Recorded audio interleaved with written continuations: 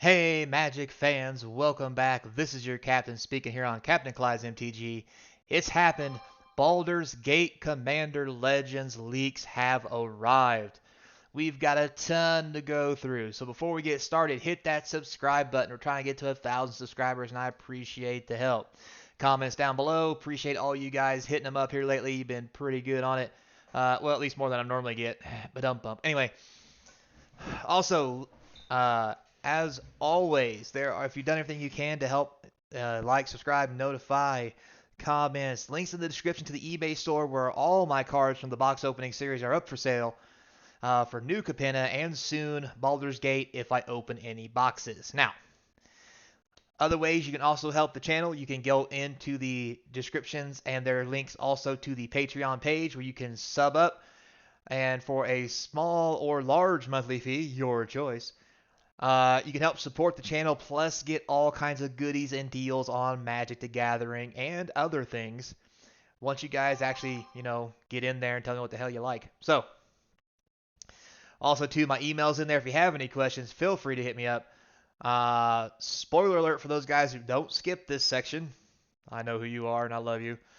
I have Baldur's Gate draft and set boxes coming in.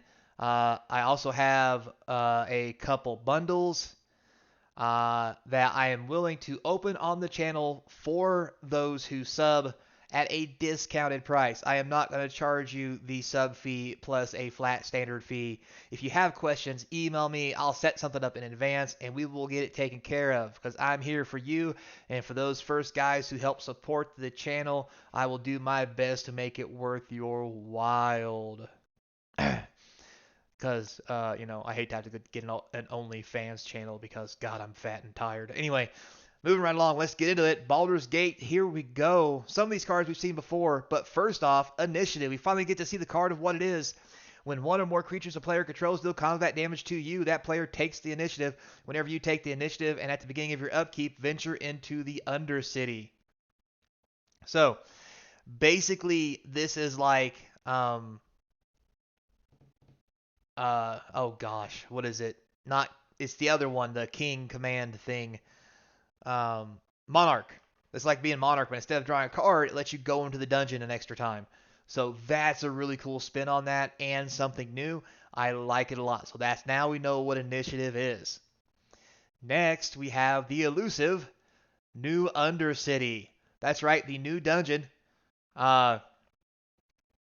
You can't enter this dungeon unless you venture into the Undercity. So, key words there. You can't enter unless you venture into the Undercity. Here it says venture to the Undercity, so it looks like it's only going to be a commander thing, which might be a good idea because look at this stuff. You have secret entrance, search your library for basic land card, reveal it, put it into your hand. That's so sweet. Next, Forge, 2+1/+1 counters to target creature or Lost Well Scry 2, both great. Trap, target player loses 5 life. Okay, you can win a game with that. Arena, goad target creature, also very cool. And Slash, create a treasure token, also very good. Next, you have Catacombs. Create a 4/1 black skeleton creature token with menace, not too shabby. Archives, draw a card, gotta love it. And then finally, Throne of the Dead 3. So reveal the top 10 cards of your library, put a creature card from among them onto the battlefield with 3+1/+1 counters on it. It gains hexproof until your next turn, then shuffle. Good God, is that broken? Because there's all kinds of big, nappy things with haste that, makes this disgusting. So this is easily going to begin the actual commander decks where dungeon archives and dungeon diving will be a very valuable and viable strategy, as we also see some of the new cards. So now let's get into it. We know what all the rules are. We have the Noble Heritage, a white and 1 legendary enchantment background says commander creatures you own have when this creature enters the battlefield at the beginning of your upkeep, each player may put 2+1/+1 counters on a creature they control. For each opponent who does, you gain protection from that player until your next turn. It says you can't be targeted, dealt damage, or enchanted by anything controlled by that player. Seems reasonable. So, next we have John Arunkus, Shattered One. So, black, blue, and 2 for a 3/3. Beginning of your upkeep. Beginning of your end step, target opponent gains control of up to one target creature you control, put 2+1/+1/+1 counters on it, and tap it. It's goaded for the rest of the game and gains this creature can't be sacrificed. Wow. When a creature you own but don't control attacks, you draw a card. Very interesting. Like it. I like it. For those of you who don't know, those cards are really going to be prevalent when it comes to the other decks, like the Beamtown Bullies, who give creatures away that are just awful creatures who have big problems. So, yeah, so I didn't get the English one on this one because I'm a professional. So let me just decipher this real quick as I pull up Google. Excuse me. Alrighty, have no fear, Google is here. This is Guild's Artificer. Legendary enchantment background, red and 1. Commander creatures you own have when this creature attacks a player. If no opponent has more life than that player, create 2 treasure tokens. Very interesting. Um, yeah, that's okay. So moving right along. Next we have the White Plume Adventurer, white and 2 for a 3/3 Orc Cleric. Very interesting rare. When he enters the battlefield, you can take the initiative. Dun, dun, dun, dun. And at the beginning of each opponent's upkeep, untap a creature you control. If you have completed a dungeon, untap all creatures. Wow. That's pretty sweet. Yeah, that's really sweet. Wow, is that... Wow. All right, moving on. Next we have Volo's here. He's in the house. The Itinerant Scholar. Anyway, so for a blue and 2, you get a 2/3 human wizard. Volo enters the battlefield. You create Volo's Journal. That's so sweet. A legendary colorless artifact token with hexproof that has, whenever you cast a creature spell, note one of its creature types that hasn't been noted for this artifact. To untap, draw a card for each creature type noted for target permanent you control named Volo's Journal. So this is probably going to be a very pricey card because this looks like a 2 mana draw a buttload of cards. I can see this being very expensive. Maybe not, but it is a mythic, and I mean it's Volo. What more do you want in life? So moving right along. Next we have Criminal Past. So for a black and 2, you have a background enchantment. Command creatures you own have menace, and this creature gains +X/+O, where X is the number of creature cards in your graveyard. That seems like a really good background. So, moving on. Next, we actually have Baldur's Gate, legendary land, rare. Taps for a colorless. Now, for 2 and tapping it, you get to add X mana of any one color, where X is the number of other gates you control. So this is going to be expensive, at least when it first comes out, as people try to make the gate deck again. Not that I'm going to begrudge them that, but sometimes I get tired of seeing the gate deck. And at the same time, God, is it fun to mess with people and play it. And this is Commander, so yeah, let's get it, boys. So, moving right on. Astral Confrontation, we have a white and 4. Instant, costs 1 less to cast for each opponent you're attacking. Exile target creature, not bad for a common. Next, we have the Roving Harper, white and 2 for 2/2. When it enters the battlefield, draw a card, because Lord knows white needs more draw card. Makes no sense. Anyway, Commander Lyra Porter, white, red, and 3 for a 5/3. Whenever you attack, spells you cast from exile this turn costs X less colorless, where X is the number of players being attacked, while then exile top X cards of your library until end of turn. You may cast from among those. Wow, that seems really good. It is 5 mana, so but I'm sure somebody's going to play this hot garbage. So next we have, it's Lulu the Loyal Holophant. That's right, it's an Elephant Angel. Oh my goodness. So for a white and 3, you get a 3/2 flyer. It's legendary. Beginning of your end step, if a permanent you controlled left the battlefield this turn, pull +1/+1 counter on each tapped creature you control, then untap them. That seems like something broken in the long run. That's going to probably be a combo somewhere in there. Next we have Obdale Idrin Gorian's Ward. I'm so bad at this language. Anyway, it's even English. White and 4 for a 4/4 legendary creature. When he enters the battlefield, exile a number of other non-land permanents you control until he leaves the battlefield. Create a 1/1 white soldier creature token for each permanent exiled this way, obviously non-land. This seems pretty good for an uncommon, especially for 5. This might, if there's a draft format for this that someone does, that seems pretty good. Bane's Invoker. So for a white and 1, you get a 2/2. For 8 colors, he gets Windwalk, which means up to 2 target creatures each get +2/+2 and gain flying. Seems good for draft if you're into that. Next, we have Ellen Harbury's Busybody. So for a white and 3, you get a 2/4. Look at the top X cards in your library, where X is the number of tokens you've created this turn. Put one of those cards into your hand, the rest on the bottom, all of your library in a random order. This seems really good for token decks. It is 4 mana, but it is white, taps for free. This just seems like an auto include in anything that's making tokens, because it's free cards. Next, you have, yeah, a Kaka Sneak. Good lord. Less confidence, more vowels. Anyway, a blue and 3 for a 1/4 flyer. When it when it enters the battlefield, you get to take initiative. Pretty weak, maybe okay for draft. We have Blur, a good old spell. Blue and 2 instant. Exile target creature you control, then return that card to the battlefield under its owner's control and draw a card. 3 mana blink, it's not the greatest. Goggles of Night. So blue and 1 equipment. Whenever equipped creature does combat damage to a player, scry 1, draw a card. Equips for 2. For a common, that seems pretty busted. I mean, obviously it's easy to kill creatures, so it's not all that great. But if you get this thing going and nobody stops it, Lord help the table. All right, moving right along. We have Passageway Seer, black and 3, 2/2 Tiefling Warlock with lifelink. When he enters the battlefield, you can take initiative. Pretty sweet. At the beginning of your end step, if you have the initiative, put a +1/+1 counter on the passage. So for 4 mana, you basically get a 3/3. And it just gets bigger. This seems like it would be pretty good in some commander decks, or definitely draft. Summon Undead, black and 4, mill 3 cards, return target card from the graveyard to the battlefield. This is your basic graveyard animating shenanigans. Costs 5 mana. It's pretty common because it is a common. Definitely going to see some play because mill and 3 could actually win you the game before you activate it.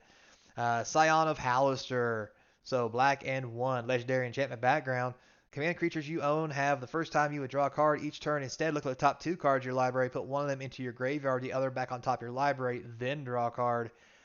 Very nice. Like a Twisted Sylvan Library. Obviously not as good, but I could definitely see where this will see some play, maybe.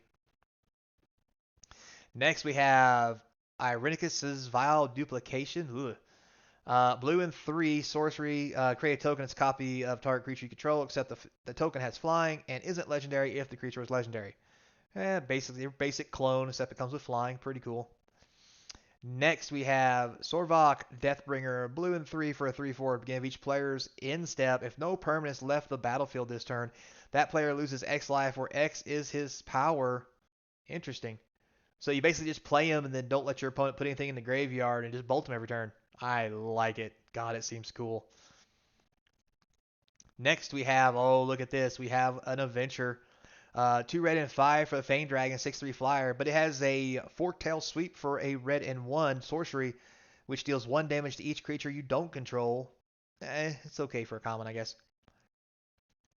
Nemesis Phoenix, 2 red and 3 for a 4/2 flyer for a red and 3. Return it from your graveyard to the battlefield tapped and attacking. Activate only during declare attacker step and only if you're attacking 2 or more opponents. Basic Phoenix back from the graveyard. A lot of restrictions. Balls Invoker, so red and 2, you get a 4/2. Scorching Ray for 8. Invoker does 4 damage to each opponent. Keywords there. Each. So for 8 mana, if there's 3 people at the table other than you, you literally can do 12 damage. Yeah, I think this card is great for an uncommon, especially late game. Just light them up. All right, next we have Sylvanas Invoker, which is a blue and 2 for a 3/2. Conjure Elemental for 8. Untap target lands you control. It becomes an 8/8 elemental creature with trample and has haste till end of turn. It's still a land. Ooh, boy. If you've got 8 mana, you can activate this to untap your land that you just tapped. Give it haste and punch them in the face with trample. Not too shabby. Probably a draft card, though. Next, we have Howlsing Emerald Archdruid, green and 3 for a 2/4 Elf Druid for 1. Until end of turn, target token you control becomes a green bear. That's a power and toughness 4/4 in addition to other types. Pretty cool for a token deck. I can see it getting in a couple of those. Next, we have Cloakwood Hermit. Green and 2 background. Your commander creatures you own have at the beginning of your end step of a creature card is put in the graveyard from anywhere this turn. Create 2 tapped 1/1 green squirrels. Squirrels! They're back. Squirrels! A little bit for everybody. All the commanders are getting cards. So, Dread Lilinorn, green and 6 for a 7/6 common. Can't be blocked by creatures with power 3 or less. Okay. It's instant. It's 4 mana. Put 2 counters on target creature. Untap it. Gains hexproof to end a turn. Kind of expensive for 4, but I can see it getting some play. It's okay. Next, we have Dungeoneer's Backpack. So for 3, when it enters the battlefield tapped, you can sacrifice the backpack to take the initiative, gain 3 life, draw a card, and create a treasure token, all at sorcery speed for just basically 5 mana at a discount. Kind of like layaway. I see it's okay, but I think I'd just rather play a mana rock.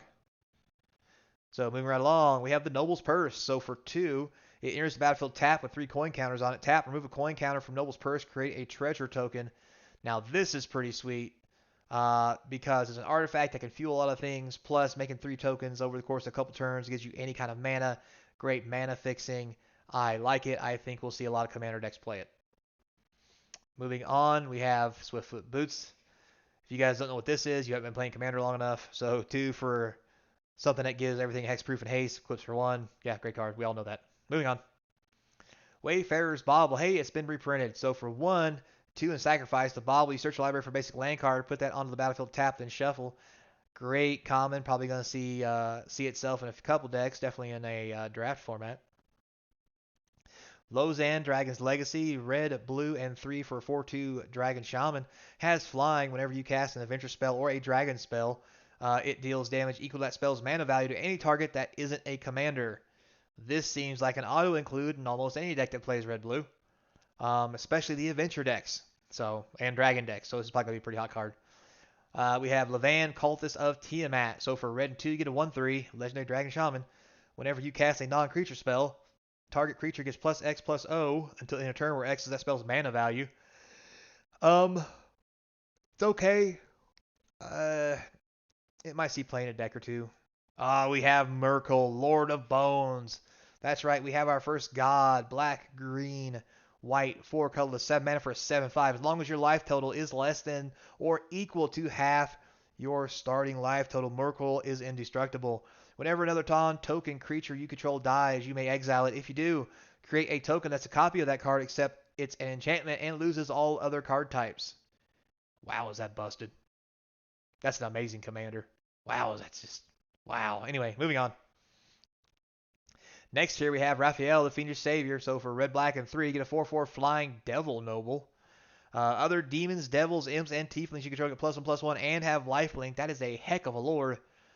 And at the beginning of each instep, if a creature card is put in the graveyard this turn from anywhere, you get to create a 1/1 red devil token creature. This creature deals 1 damage when it dies, just like most devils. I like it. It's probably going to be in a couple decks, definitely.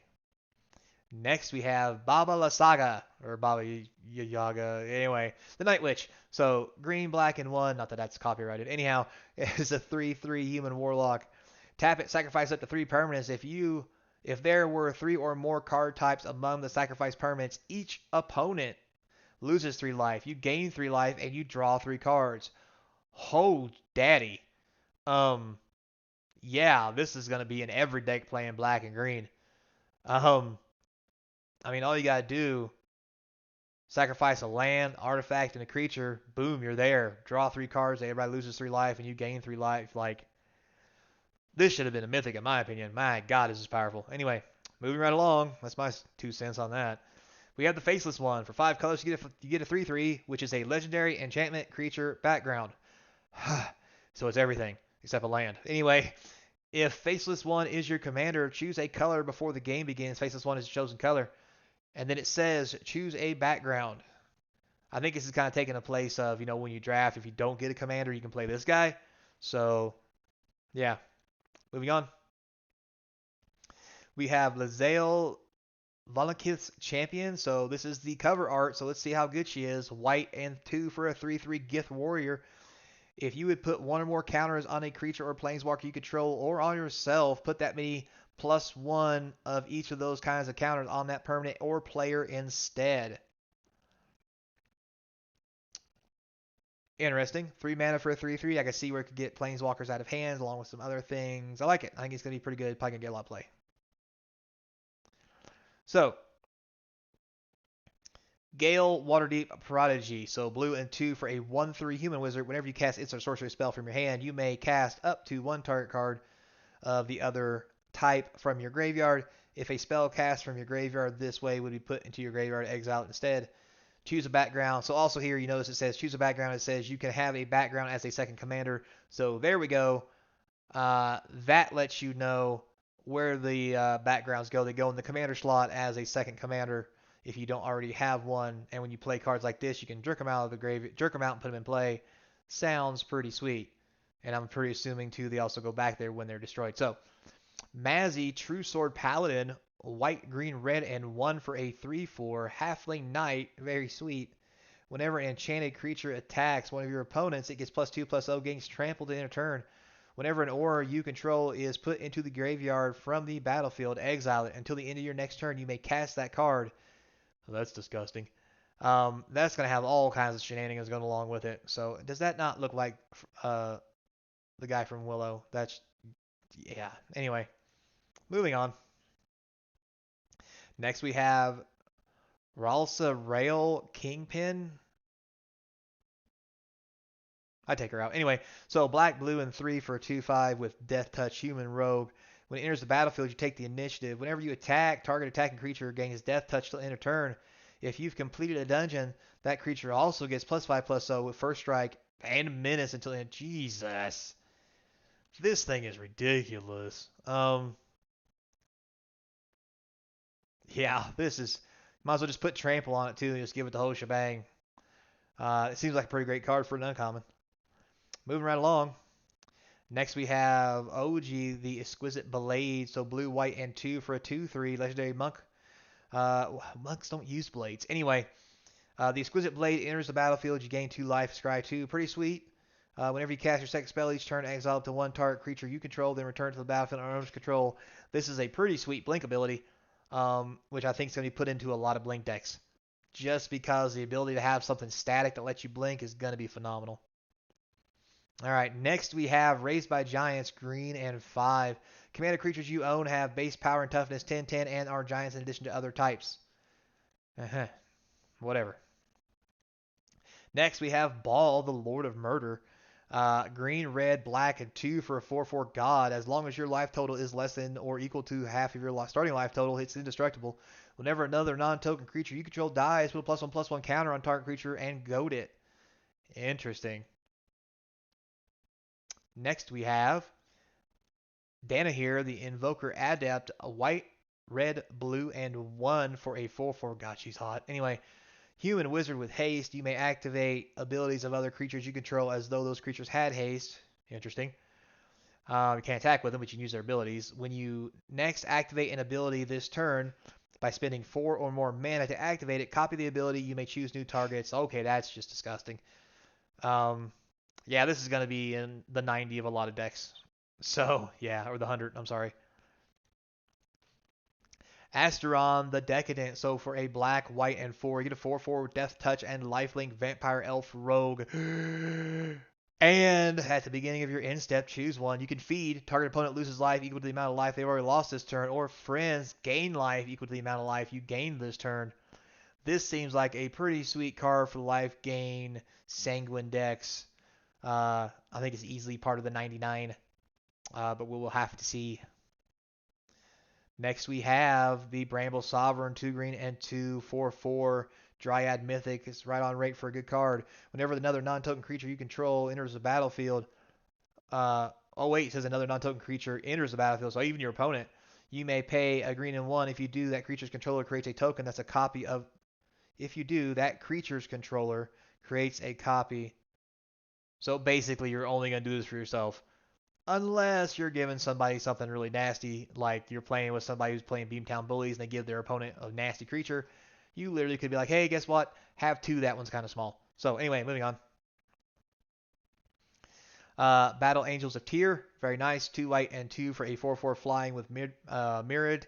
When it deals combat damage to a player, draw a card. If that player has more cards in hand than each other player, then you create a treasure token. If that player controls more lands than each other player, then you gain 3 life. If that player has more life than each other player. Oh wait, you create a treasure token if the player has more lands than each other player. and then you gain life if they have more life. Okay, so 4/4 Angel Knight. This is easily going to be in a lot of decks. I think it's going to be expensive. Moving on, you look upon the Terrasque or Tarrasque. That's not Tarrasque. It's a Terrasque. It's it's freaking big. Just run. It's green and 4 instant. Choose one. Run and hide. Like I said, prevent all combat damage that would be dealt to you and creatures you control this turn. All right, so a real expensive fog. Or you can gather your courage for 5 mana, and target creature gains +5/+5, indestructible to end of turn, and all creatures your opponent control able to block this turn must do so. Moving on.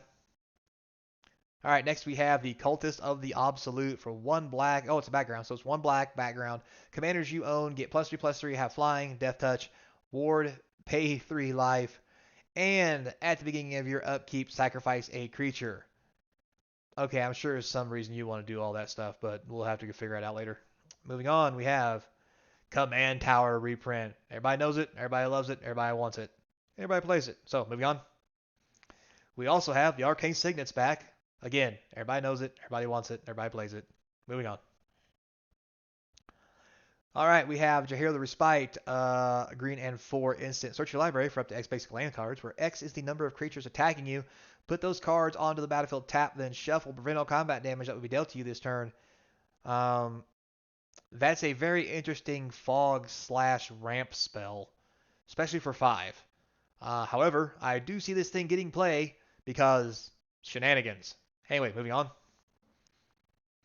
All right, we have the Illithid Harvester. Blue and 4 to get you a 4/4 with whatever this word is. When he enters the battlefield, turn any number of target tapped non-token creatures face down. They're 2/2 horrors. Okay. Sorcery Adventure is to tap X creatures they don't untap during controller's turn. So basically, you can spend 1 turn, tap the whole battlefield, next turn play them, and say womp womp to your dudes. So not bad for a rare. Probably see a little bit of play. Not a whole lot. Next we have, that's right, diamonds are back. We've already talked about it. We've already seen the marble diamonds spoiler. Here it is. It's cute. It's pretty. It's a diamond. And voila. And if you know one's here, that means they're all here.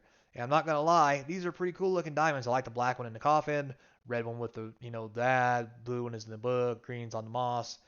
Very sweet. I like them. Moving on. We have the Hardy Outlander for a green and 1. It's a background. Commander creatures you own have whenever this creature attacks a player. If opponent has more life than that player, another target creature you control gets +X/+X in a turn where X is that creature's power. And decent uncommon. Next we have the Robe of the Archmagi. That's right, it's here, boys. Girls, whoever else is listening. 1 blue, 2 colorless equipment. When an equipped creature deals combat damage to a player, you draw that many cards. Sweet mother of God. It equips for 4 to anything, and 1 to shamans, wizards, and warlocks. This is going to be in every deck playing blue, just so everybody can try to punch somebody in the face 1 time with a giant 10/10 creature and draw their library. So, moving on. Naughty load ship, so 4 colorless, it's a 5/5 vehicle, flying. Enters the battlefield, you exile target player's graveyard. When the ship deals combat damage to a player, you may put a creature card exiled with the ship onto the battlefield under your control. This is completely busted and will be very expensive. For 4 mana and crewing for 3, I see this getting abused. Moving on. All right, we have Sarfan, Kalimport Assassin. So a black and 2 for a 3/2. Human Rogue has Menace. At the beginning of your end step, if you have the initiative, create a treasure token. If you have completed the dungeon, create 3. Wow. It's almost like the blue card that was in the last set that got banned in every format. Except this one's actually been fixed because it's going to only get banned in a couple formats. Anyway, moving right along. Next, we have Olora Merry Thief. So for a blue and 2, you get a 3/2 Halfling Rogue. Whenever you attack, up to 1 target attacking creature can't be blocked this turn. Return that creature to its owner's hand at the beginning of your next end step. Choose a background. This is going to be pretty sweet for those blink decks, so you can attack, pick up a creature late after combat, all that good stuff. So, moving on. It's the Monster Manual. Everybody knows it, everybody wants it, everybody cheats with it. Anyway, so for a green and 3, it's an artifact that for a green and 1, you may put a creature card from your hand onto the battlefield. Whoa, that's way too good. You may put a creature card from your hand onto the battlefield. So on turn 5, you can play anything. I think it's busted. So next we have Zoology Study. It's also an adventure sorcery for a green and 2. Where you can mill 5 cards, then return a creature card milled this way to your hand. That way you can play this on turn 4, and then on turn 5, your opponent knows what you're going to play and win the game with. Yeah, sounds great. This should have been a mythic. Love the art though. This is just too sweet. I want this just because of the art. Anyway, moving right along. Next we have Elminster's Simulacrum. 2 blue and 4. It's a mythic instant. For each opponent, you create a token that's a copy of up to one target creature that player controls. Wow, that's a good mythic. In a group game, this is going to be some serious shenanigans. And I definitely see it as being worth a lot of money. I probably won't see a whole lot of Commander play in one-on-one decks, but in those big group Pillow Fort decks, this thing's going to be just nuts. Next we have, it's the Master Chef. For a green and 1 background, commander creatures you own have this creature enters the battlefield with a +1/+1 counter on it. Other creatures you control enter the battlefield with additional +1/+1 counter on them. This is probably, it looks like a common, and if it's not, this is going to be played in a lot of decks because just putting free counters on stuff is disgusting. Moving along. Next we have Wilson, the Refined Grizzly. That's right, for only a green and 1, you can get this wonderful 2/2 legendary bear warrior that can't be countered, has vigilance, reach, trample, ward 2, and you get to choose a background because it's Wilson. What else? Moving on, next we have Shameless Charlatan. So for a blue and 1, you have a rare background that says commander creatures you own have blue and 2. This creature becomes a copy of another target creature. This is going to see a lot of play because this is going to be disgusting in a lot of shenanigan decks. Group game problems. It was just, yeah, censored. Anyway, we have finally come to it, guys. It is Tasha the Witch Queen. Black, blue, and 3 for a 4 loyalty planeswalker. Whenever you cast a spell you don't own, you get to create a 3/3 black demon creature token. Very interesting. For a +1, you get to draw a card. For each opponent, exile up to 1 target instant or sorcery card from that player's graveyard and put a page counter on it. Oh boy. -3, you may cast a spell from among cards in exile with page counters on them without paying their mana cost, which also will net you a 3/3 black demon. And it can be a commander. This thing is amazing. It may not be the best commander. It may not be the best planeswalker. But I love this card. I love the art. I love this woman. I love D&D. Just flavor all around for the win. And there should just be $50 on that. So just live with it. Moving on. Next we have, it's right, guys, it's Elminster. The best was saved for last. He's blue, he's white, he's 3 colorless, he's Elminster. For 5 loyalty, whenever you scry, the next instant sorcery spell you cast this turn costs X less to cast, where X is the number of cards looked at while scrying this way. And guess what? For a simple +2, you can draw a card and then scry 2. And if you're really feeling froggy, you can -3 this to exile a top card of your library, create a number of 1/1 blue fairy dragon creature tokens with flying equal to that card's mana value. So you literally could go, I'm going to take this down 3. Oh, look, here's an 8 mana card. Blah, little 1/1 blue fairy dragon creature tokens, but 8 of them. It's kind of like that whole thing where the squirrels can take down Ulamog because, squirrels. Now it's going to be, fairy dragons. This would only be better if they were squirrels. But that's not very Elminster. So I get it. Again, I love this card. On rate, on flavor. I think it's going to be powerful. God, I hope this is worth a lot of money. Because it's Elminster. Why wouldn't it be? So sweet. I love it. Cannot get enough of it. So, that's right, guys. That's all of it. Sorry we had a long one today, but man, did a lot of leaks come out. Some of these we've already went over, but I just wanted to go through it again, show you the actual card pictures. And man, is it just too sweet. Thanks a lot for watching, guys. Hit me up. Don't forget in the emails if you want to get in on some Baulder Gate boxes opening on the channel. If you want to sponsor that, I'll send the cards to you, first class mail. Yeah, I am already excited. Some people don't like it. Some people hate it. It's D&D. I love it. It's only for Commander. It's not going to mess up a whole lot of formats. And it's going to be fun in Commander. I mean, come on, let's be honest. So, without further ado, until next time, be kind. And as always, I hope to see you with D&D cards across from the game table.